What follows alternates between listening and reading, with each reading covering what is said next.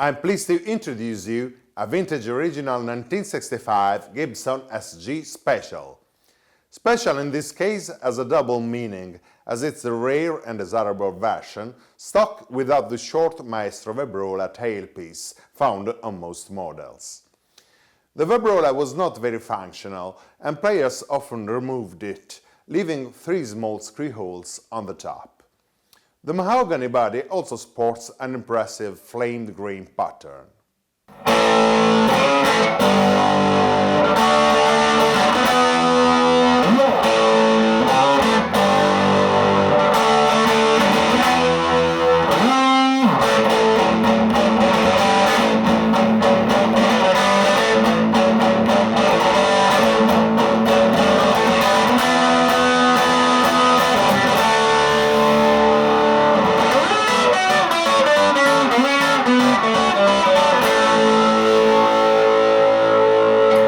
This model, with double soap bar P90s pickups, was originally meant to replace in the Gibson catalogue the former Les Paul Special double cutaway with rounded shape, which in 1960 received the designation SG, as we've seen in BTR number 8. The transition to the well-known SG, with thin, comfortably contoured body with pointy shape, was completed by late 1961. The 1961 SG shape received in Italy the affectionate nickname of Diavoletto, Little Devil.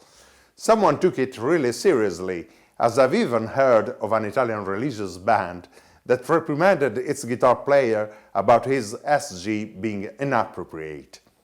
On the contrary, the Black Sabbath seemed not too bothered by this evil presence. In fact, the early Toni Iommi is one of the most notable players of the SG Special.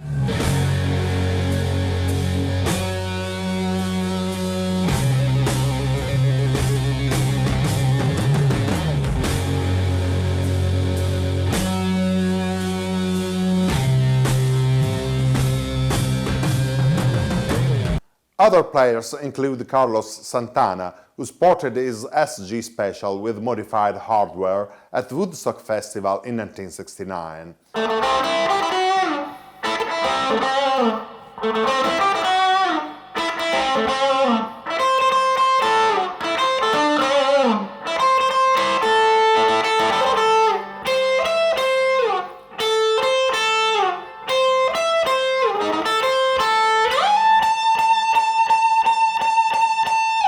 Pete Townshend of The Who also used it for years.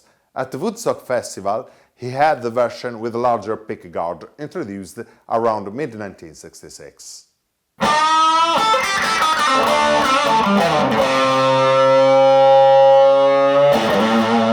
This particular SG carries an early 1965 serial number and still retains the desirable 1964 features.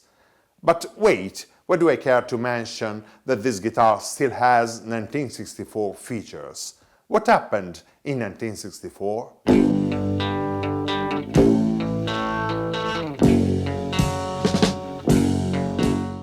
Sure, Leonid Brezhnev replaced Nikita Khrushchev at the leadership of the Soviet Union. Martin Luther King was awarded the Nobel Peace Prize. But a particular event changed the course of the guitar history, having a dramatic impact on the music industry. The Beatles appeared for the first time on the American television. After the Second World War, there was a huge birth rate increase or demographic boom in the Western world. Hence, the generation born between the late 40s and the early 60s is generally acknowledged as baby boomers. On 9 February 1964, all American baby boomers, then teenagers, were glued to a chair to watch the Beatles at the Ed Sullivan Show.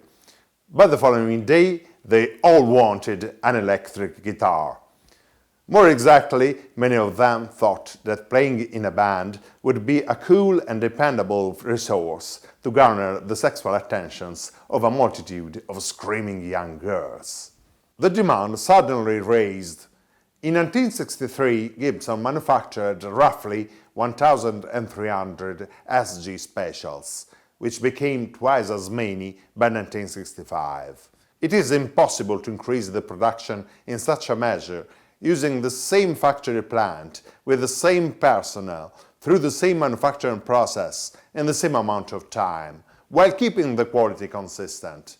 Basically, in 1965, some cost-cutting measures were introduced.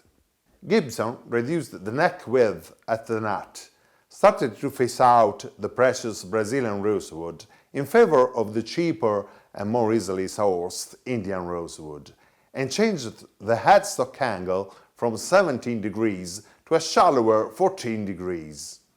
Pickups also started to vary significantly. So it's cool that this guitar, as I mentioned, presents the desirable 1964 features. Anyway, I'll make it clear, this does not mean that the vintage guitars made after 1965 are not good.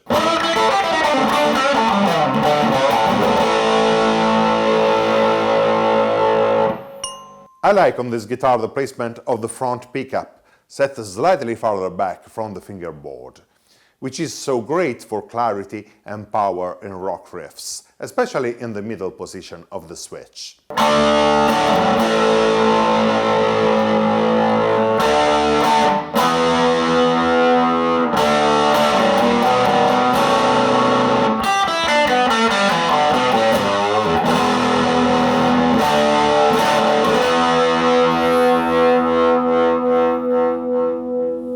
This is originally intended to strengthen the neck joint, but vintage SGs are very fragile guitars. There are so many who suffered headstock or neck-to-body joint breaks. So my advice is, when you play an old SG, always keep a good guitar stand handy.